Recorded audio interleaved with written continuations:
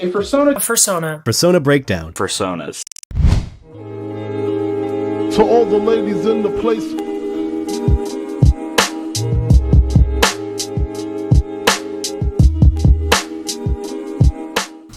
So chances are, if you've been in the fandom for a while, you'll have seen some Fursonas that are more common to see rather than others. It's almost typical now to see a bunch of new fox and wolf Fursonas in the fandom. And some people may think it's unoriginal or too common, but I'm here to explain why I think it doesn't have to be unoriginal, and why I think there are so many of these common Fursonas in the fandom.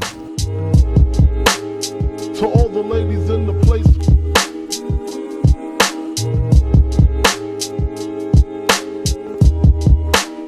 When doing research, I thought I'd first look at what the most common Fursona species are. When I looked on furscience.com, there was a page that had a chart that talked about the popularity of different Fursonas in the fandom. And when you look at the chart, you'll find that the top 4 species on there are all canine related. You have dogs, foxes, wolves, and although hybrids are not directly canine related, the top 3 most popular types of hybrids are canine related.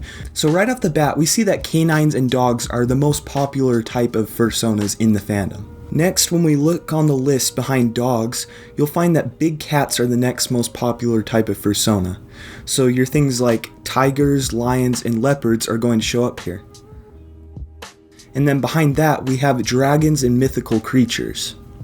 So already I see a pattern forming with the most popular Fursona species, and I'll try to explain it in a bit, but yeah, right off the bat, you do see a lot of dogs, cats, and dragons in the fandom. And while we're still on this chart, I wanted to take the time to appreciate the least popular Fursona on this list. The least popular types of Fursonas are insects.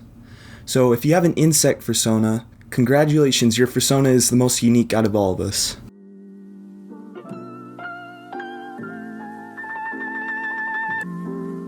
So why would there be so many new dog and cat Fursonas showing up in the fandom every day? Well, I think the answer closely relates to the video I made on why people become furries in the first place. I think it has a lot to do with what people grew up with and what they're used to. So you have someone who grew up around dogs, really likes dogs, or thinks they're man's best friend, and you have someone who could think the same way about cats as well. And I'm not saying that most people base their Fursonas off of pets they had.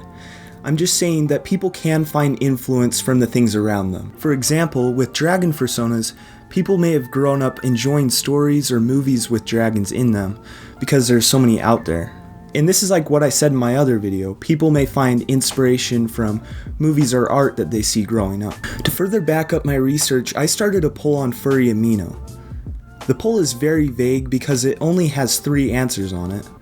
But I wanted to know how the amount of dog and cat Fursonas compared to every other Fursona in the fandom. I found that the results I got were a little bit different from the other chart though. 44% of people's Fursonas were canine related, and 11% of people's Fursonas were feline related, which surprised me. Again, this poll is vague, but it was way different than the results on the other chart. And then lastly, the other category actually tied with the canine Fursonas, which is crazy because that's every other species added up in the fandom other than cats and dogs.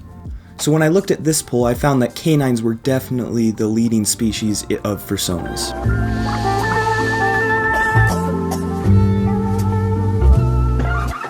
So if you're making your Fursona, you may want to be really original and try to use all these crazy colors and use some species that no one's ever heard of. And while it's good to be creative and original, don't let the fear of not being original control you. Try to pick an animal that you enjoy and feel would be good and fitting for your Fursona. Many people pick dogs because they are happy and energetic all the time, while some people pick cats because they're lazy and down to earth most of the time. In my opinion, I personally think people are more like cats, but that's just me. But even with common Fursonas, there are so many ways you can make them unique. You can give it a unique personality, you can use crazy colors, and there's so many different species of dogs or cats to choose from that it's really hard to choose what type of species you want.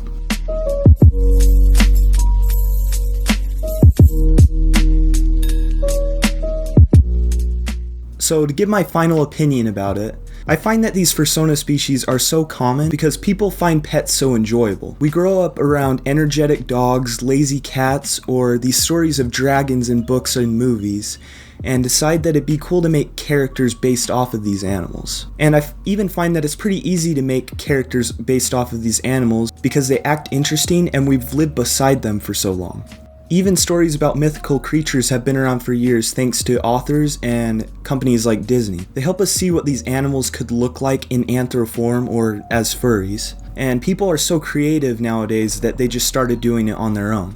And I'm not saying everyone's fursona is based off of what they already know well about. I'm just saying that a lot of them do base them off of things that they're connected to. Like, more people grew up with a pet dog rather than being around a pet giraffe or something like that. So hopefully you guys enjoyed this video. I also hope this one wasn't too short either. That's probably because my last 2 videos were pretty long. I also should be back to a normal uploading schedule now, since you know it's summer now and I don't really have anything better to do. But yeah, if you guys have any questions for me, leave them in the comments below, and I'll see you guys in another video.